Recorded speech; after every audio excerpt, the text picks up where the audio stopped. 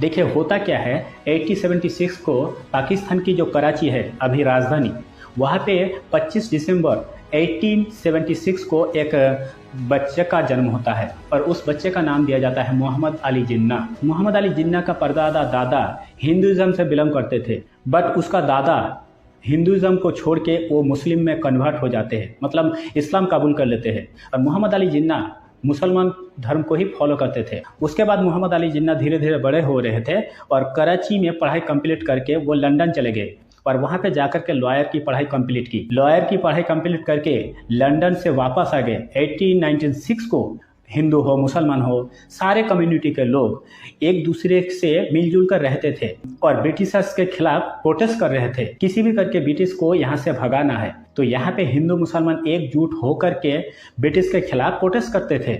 यहाँ तक कोई प्रॉब्लम नहीं था, यहाँ तक कि 1897 तक मोहम्मद अली जिन्ना और महात्मा गांधी जी इस सिचुएशन में नहीं पड़े थे। लेकिन अंग्रेज करते क्या थे कि मुसलमान और हिंदू के बीच लड़ाई लगवा देते थे।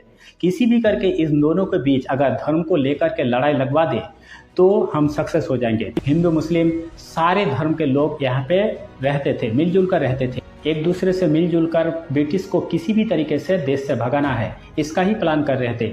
और बंगाल का जो पार्टीशन हुआ इसका बहुत ही विरोध कर रहे थे। यहाँ तक तो सब कुछ सही था, हिंदू मुस्लिम में कोई विरोध नहीं था।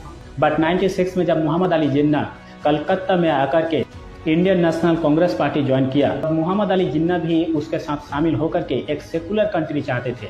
मतलब इस सेकुलर कंट्री में हिंदू मुसलमान सब मिलजुल कर रहेंगे, ऐसा ही एक देश चाहता था। बट ऐसा क्या हुआ, ऐसा कैसे मोड़ चेंज हो गया कि वो एक अलग एक पाकिस्तान देश को मांगने लगे। यहाँ तक कि अंदाजा लगा लीजिए, सरोजिनी नायडू ने उसको ambassador of Hindu Muslim community का टैग भी दे दिया। देखिए यहाँ पे इंडियन नेशनल कांग्रेस पार्टी का मेन उद्देश्य था कि हिंदू मुस्लिम सिख ईसाई सब मिलके अंग्रेजों को खिलाफ प्रोटेस्ट करना है और अंग्रेज को इस देश से भगाना है। कुछ देर बाद मुस्लिम लीग पार्टी का जब पॉपुलैरिटी बढ़ने लगा था तब मोहम्मद अली जिन्ना मुस्लिम लीग पार्टी ज्वाइन कर लेते हैं। उधर कांग्रेस पार्टी ज्वाइन किया हुआ था, बट इधर मुस्लिम लीग पार्टी भी ज्वाइन कर लिया।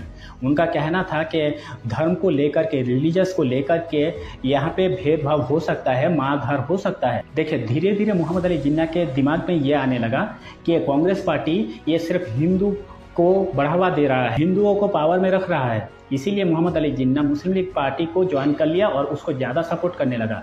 यहाँ तक कि गांधी जी की प्लानिंग को वो कभी भी सपोर्ट नहीं करते थे। गांधी जी, नेहरू कभी नहीं चाहते थे कि यह हमारे इंडिया का पार्टीशन हो, मतलब दो देश में बांट जाए, ऐसा कभी नहीं चाहते थे।